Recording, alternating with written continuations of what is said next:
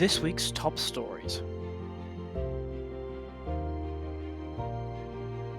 Government proposes a right to switch off. The government is proposing to consult on the right to switch off for workers. This would give employees the right to digitally disconnect from work without facing negative repercussions.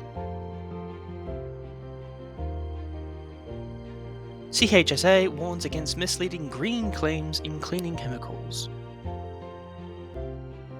The Cleaning and Hygiene Suppliers Association wants to ensure facilities managers make informed decisions when purchasing cleaning chemicals. This is to ensure transparency and protect buyers from being misled by environmental claims. Plans submitted for major Edinburgh office retrofit.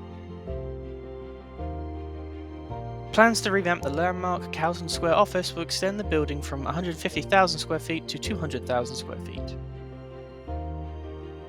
The project will target BREEAM Outstanding, Neighbours 5-star and WELL Platinum. For all the latest facilities and workplace management news, read more at TWinFM.com.